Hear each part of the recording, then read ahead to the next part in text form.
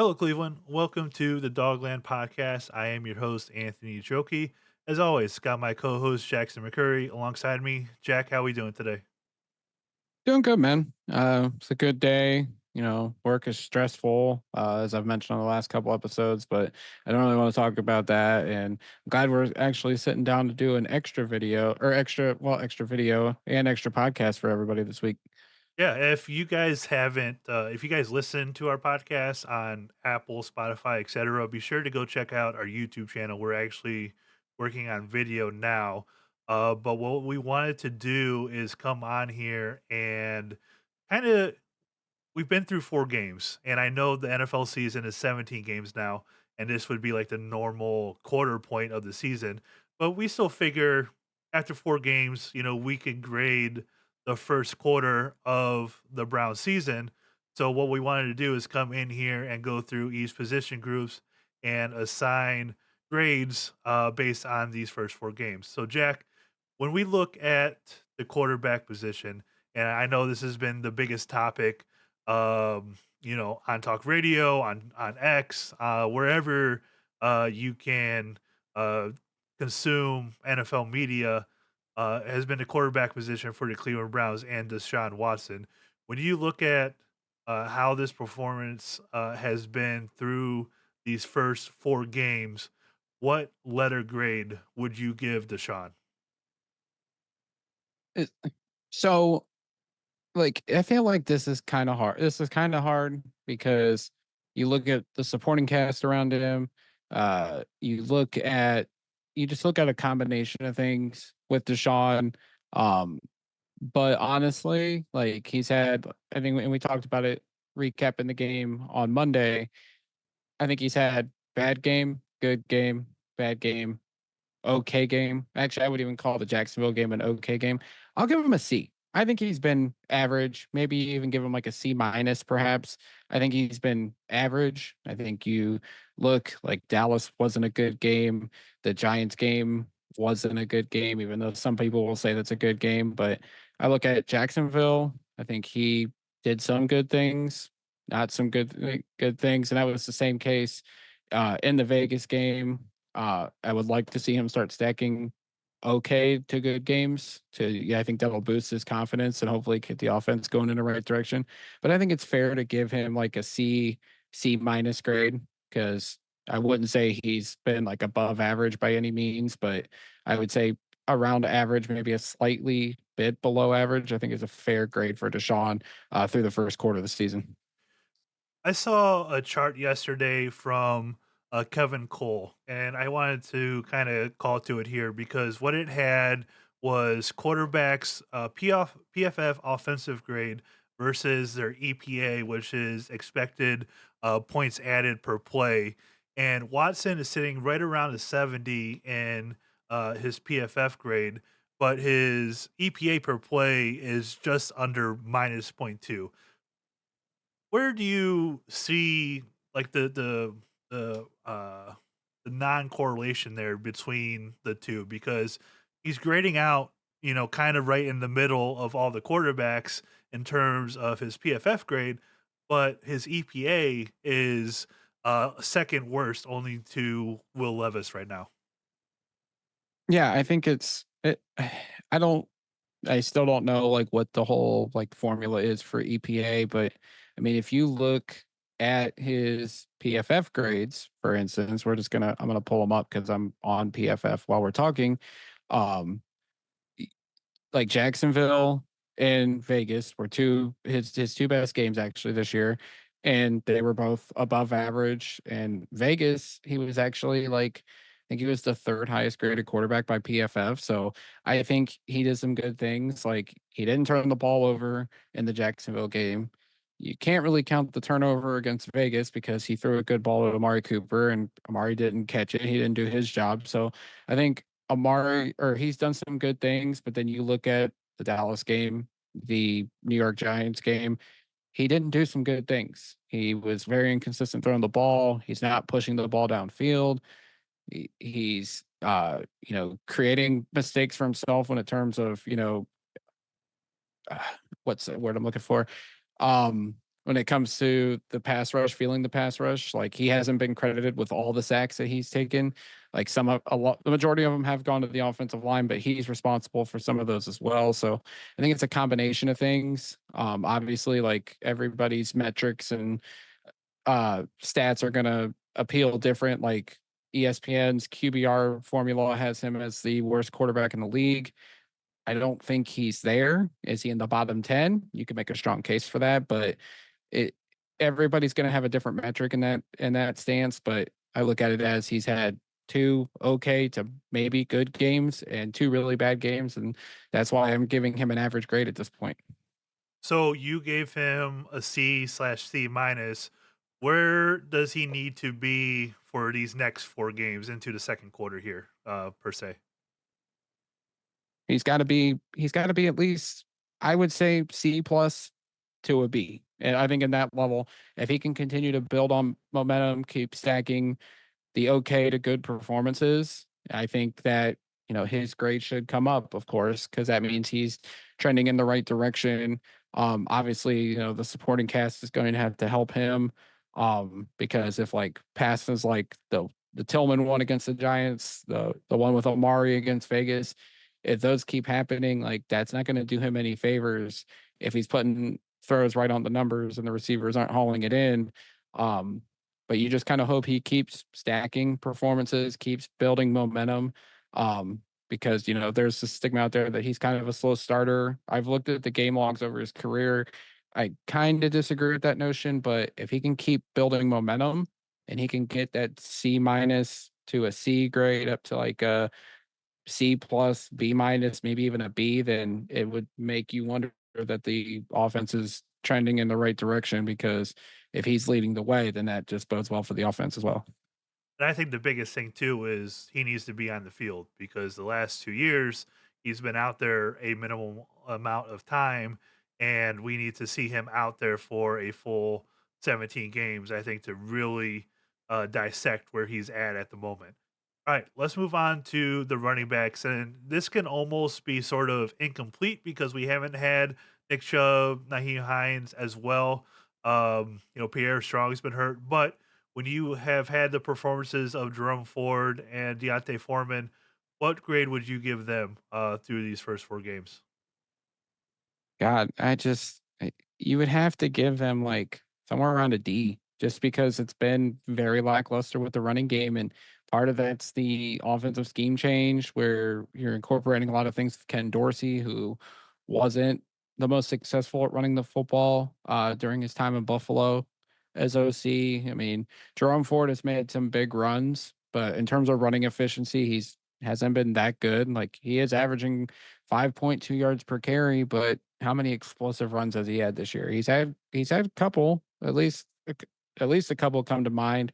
Deontay Foreman just hasn't been utilized very well. He's only averaging 5 attempts per game through the first 4 games, and I think a big chunk of that came against Jacksonville when they actually utilized him, and he was effective at times. And Pierre Strong's dealing with the hamstring injury, so I, I'll give it a D plus, just because Jerome Ford hasn't been completely bad. He's been utilized in the uh, passing game. He was the leading receiver in terms of catches against Vegas, albeit he didn't get a big chunk of yardage. But you could make it incomplete just because, like you said, Nick Chubb is not out there. We're hopefully going to see him here in the next couple weeks as he's coming off the pup list and getting out on the practice field. But the running game's definitely been lackluster, and part of that's because of the blocking up front. So I'll give it a D plus, to be honest. I haven't been that impressed with it all. Deshaun's had a hand in that as well in terms of scrambling and extending plays and everything. And he's got a rushing touchdown along with Jerome Ford. But in all honesty, when I'm looking strictly at the running backs, I'll give him a D plus. When we're looking at these next 4 games, I think the return of Nick Chubb, as well as a couple of these other guys coming back from injury, will definitely play into how the second quarter grade that we'll give them later on will be. All right, looking at the next position group, we're going to group the wide receivers and the tight ends together. Where would you put a grade on the wide receivers and the tight ends? I know it definitely hasn't been great. Between the Njoku being hurt, Amari Cooper having his struggles. So where would you put this grade for them? Honestly, it's another low grade. I've been impressed with Jerry Judy. I think he's been almost good as advertised coming over in the trade with Denver. I think he's been really well. He's had two solid performances with Jacksonville and Vegas. It seems like he is getting a good connection with Deshaun. The whole Amari Cooper situation, which we talked about on our last episode, that's definitely hurting this team. The lack of production from Elijah Moore and Cedric Tillman, who the last two off seasons, those have been acquisitions, guys that have been talked about coming into the seasons, and very lackluster returns in terms of production. Jordan Akins is out there because of the Njoku injury, which I think definitely hurt this offense with Njoku going out with the ankle sprain. I'll give it, trying to be like fair and transparent about this. I will give it honestly like C minus, maybe even like a D plus. I how would you grade it honestly? I know like we talked about the plan for the before the show, but how would you grade this wide receiver room? Because I'm having a tough time just because it's been so inconsistent. It has been really inconsistent, and I don't want to give it like an incomplete, but um, or unsatisfactory. I don't know if you remember back in grade school, we would get like pluses or minuses and like certain aspects of being graded on. So you can almost give it like a minus, being unsatisfactory. I would say we're probably sitting like right at a C minus. I know the injury to Njoku is a big factor in all of this. um, I certainly agree with you about Jerry Judy. I've been pleased with what we've seen so far, and hopefully that's something that he can continue to build upon. Um, Amari Cooper for me kind of drags this down quite a bit. Same with Elijah Moore as well. We really haven't seen anything from Tillman, David Bell at all. So I'll stick it at a C minus right now. Yeah, I mean, honestly, like you probably could have made it like a D plus, but the fact that like you pick up a guy like Blake Whiteheart and he comes in and scores a touchdown on the opening drive Sunday, and it's like, who is this guy? Where did he even come from? And that kind of boosts it up because you just picked up a tight end off the street because of injuries, and he comes in and scores a touchdown. I guess that's a credit to the offensive staff for bringing a guy in, and he just comes in and made somewhat of an impact. 3 targets, 3 catches, and a touchdown in his short 3 game stint here. Like, at least, like, for as much, dissatisfaction with the front office and coaching staff these days, like, to get a guy like that out of nowhere and he comes in and can make somewhat of an impact, that shows some promise that the people in the organization know what they're doing. So, but yeah, I feel like a C minus grade is completely fair there. This next one is really interesting because we grouped the offensive line and the defensive line together. Well, I feel like I you can separate those. I think oh like you can do offensive line, then we can go to defensive line. yeah, I thought you wanted it together, but that's all right. Um, so we'll do offensive line, and I know this one's probably going to be the worst grade out of the bunch, at least in my opinion. But where would you put a grade on this offensive line that has been decimated by injuries? Bad, just bad. I won't give them a failing grade, even though probably some people would say it's a failing grade. I'll give them a D minus. Like, it's pretty close. The only thing I'll say is the injuries have really just been bad. Like, i- in hindsight, you probably should have put Conklin on the pup list to start the year. I think there was optimism coming out of training camp that he might be ready to go, and unfortunately, the pulled hamstring, I think, limited that. He probably was going to play against the Giants, and then pulling the hamstring was bad. Wills, like, you probably could have put him on the pup list to start the year, but he played and was not good. He still doesn't seem to be ready. Teller going down with the MCL injury was bad. But Tonio's dealing with an elbow injury, and it just might be the twilight of his career. And it's sad if this is it because he's just not playing well. And then Ethan Posick has regressed mightily. It's just been all levels of bad. Dewan Jones has regressed. It's bad. It's really bad. There's no other way to put it. I don't want to give it a failing grade, but I you give it the closest thing, and I think it's a D minus. It just I don't know what's going on there. I'm sure the loss of Bill Callahan has played a big role in this, but Andy Dickerson was well regarded coming from Seattle. Like it's who knows? Maybe this is, I heard somebody say it. Bill Callahan was like SOB type of coach, like will hold you accountable, yell at you. And maybe these younger coaches just don't do the kind of things that the old guard does. And maybe these players are walking on Andy Dickerson. You can't really explain it because we just don't know what's going on behind the scenes. But this is all levels of bad. Hopefully they can get healthy here. And the second quarter grade is a lot better. But so far, I'm giving it a D minus, and it's pretty close to an F for sure. I would agree. It's pretty close to that. I mean, at least we don't have, and I'm sorry he's going to catch the stray here. Greg Robinson at left tackle. You know, that's definitely a name. Who's the other guy too? That was here Desmond for Harrison. yeah. I was trying to think of it. It could be a slightly worse, I guess, if those guys were still our left tackles. But yeah, I'm right there with you. It's been such a rough year for the offensive line. Hopefully, they can get healthier. They probably should have put Conklin and Wills on the pup list to begin the year, and maybe that would have given them a better plan. Those guys would be healthy coming back after this week. But we'll see how uh, they can improve. I guess just with health, we'll certainly, we'll see about that. All right, over on the other side, the defensive line. Um, this is going to be interesting. I'm curious to see where you're at here. I think I might know where you're going to go with the grade for these guys, but what grade would you give the defensive line for these first 4 games? Honestly, I'll give him a C because, and obviously that's probably a curve because we have Miles Garrett, and despite the feet injuries and now an Achilles injury that was added last week on the injury report, he's still great. 4 sacks, tons of quarterback pressures and hits. He is playing still at a all pro elite level. But you look at the supporting cast in the edge room, Alex Wright has shown flashes, but still not there to be a solid rotational guy. Darius Smith has regressed, not having a very productive year so far. I think he's only got 1 sack, not too many pressures. And same goes for Ogbo Okoronkwo. Just haven't seen anything flashy out of either one of those guys, which is unfortunate because the Browns invested in a lot to bring them here.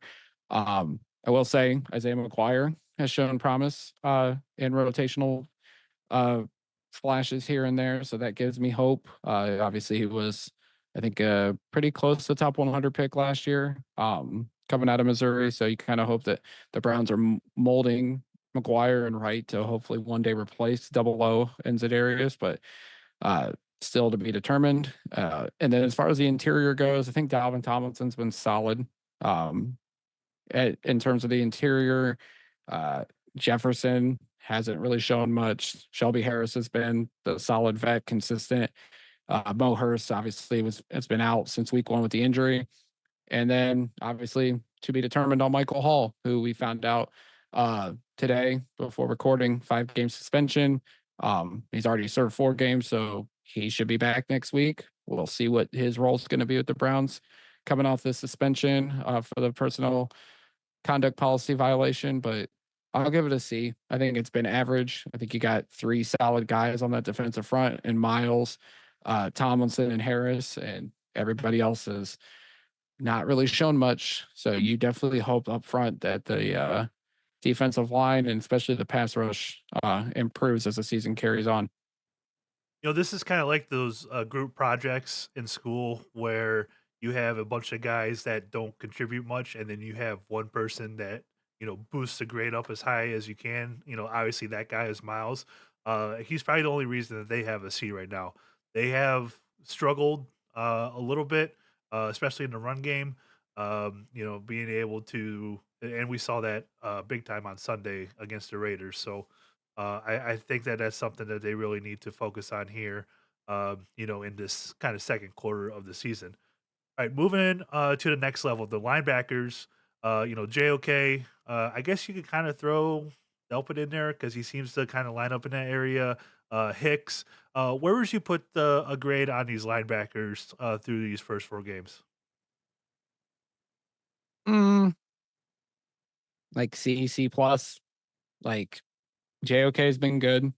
I love the way they've been using him, even like kicking him out to be like an outside linebacker and using him in pass rush situations. I think he's been effective at times in that, in those type of plays. I think he's been solid.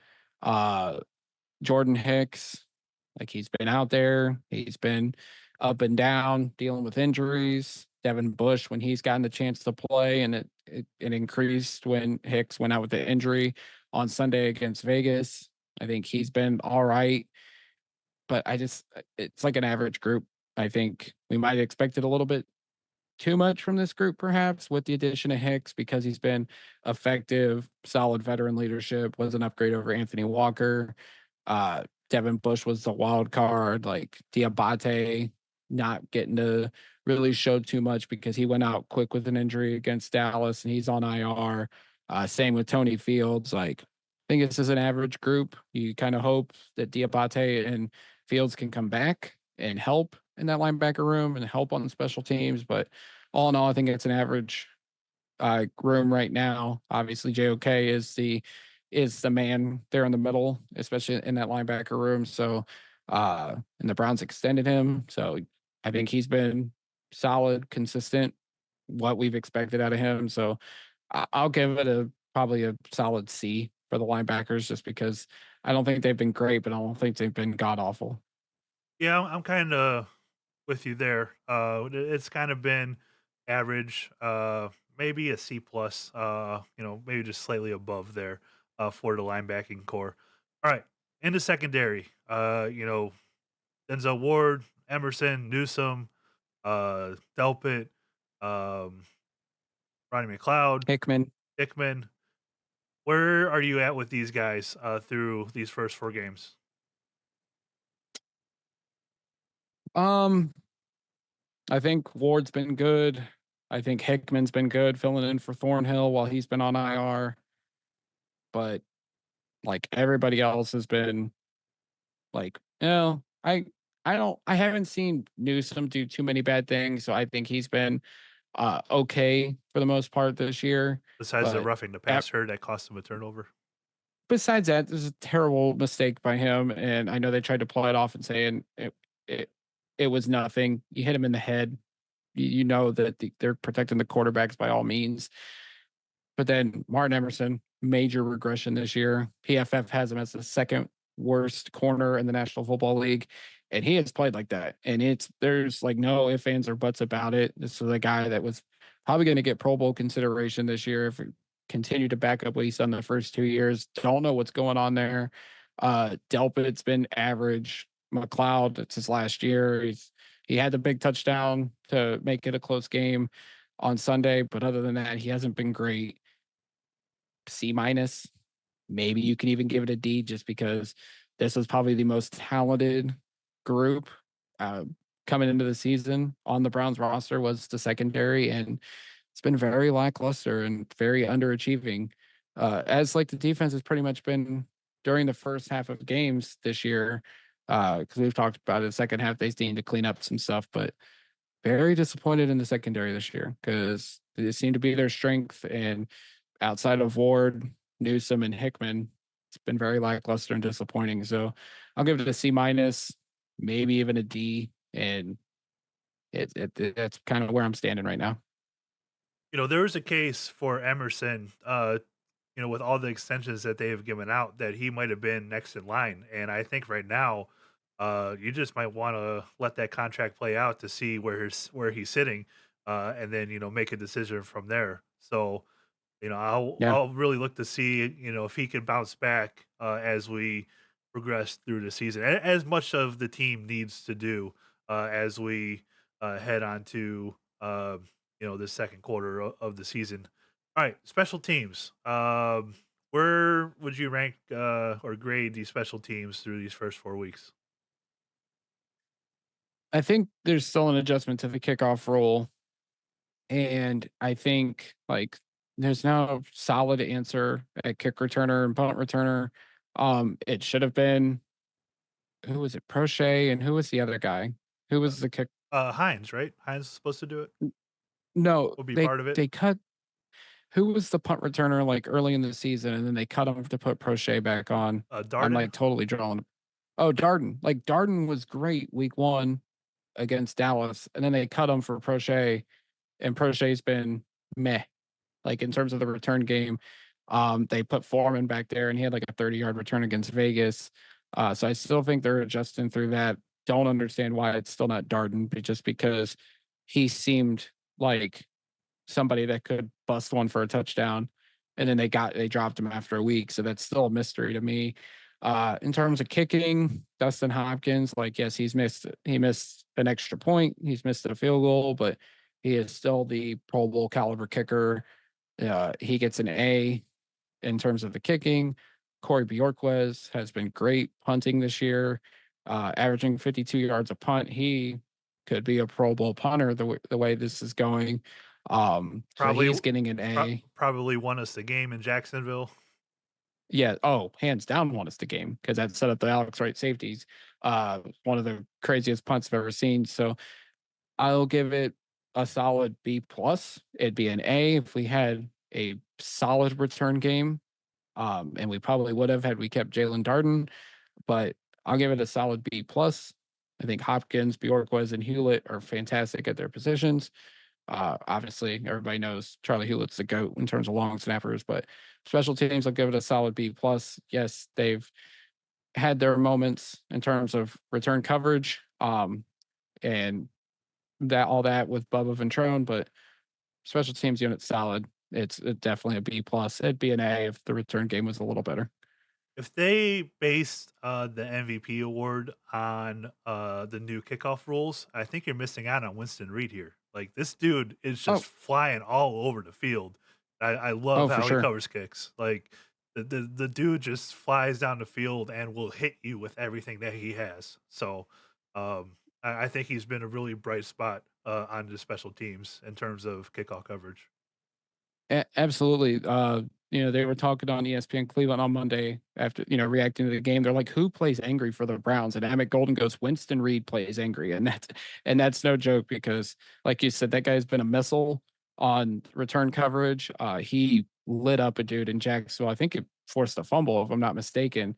That's definitely been one of the bright spots. I think he's a UDFA at the linebacker position. And unfortunately, if our guys come back, he might be the odd man out. Would hope not the way he's been playing, and maybe Bubba Ventrone will make a strong case to keep him around. But yeah, that's definitely been one of the bright spots on the 1-3 Cleveland Browns thus far. All right. So if you, as we wrap up here, give me a final overall grade, grouping everybody together for the Cleveland Browns through these first 4 games. Ooh, this is hard and it's tough, but I'll be fair. You give him a D. When you look at the whole body of work, is obviously as a below average football team. Uh, you can make a case for a lower grade, but I think this team is still too talented. I think there's been plenty of mistakes on the field. There's things that can get corrected. But all in all, I think it's like a D football team right now. Maybe you could make a case for something lower, and I would gladly hear it and debate it with you. But I'll give it a D. It's definitely been a bad start to the season, but we're going to get guys back healthy, and hopefully this season will turn around. But at the end of the day, I'll give it a solid D grade through the first quarter of the season. I'll grade it this way. If you take their winning percentage, it is 0.25, which is in terms of being graded, that is an F. So they are getting an F for me. I mean, there's Fair. really, It's you know, completely fair. no else. And this was the go ahead. I was gonna say, I don't really think there's really any other grade that you could give the team as a whole, other than an F, in my opinion. And this was supposed to be the easy part of the schedule.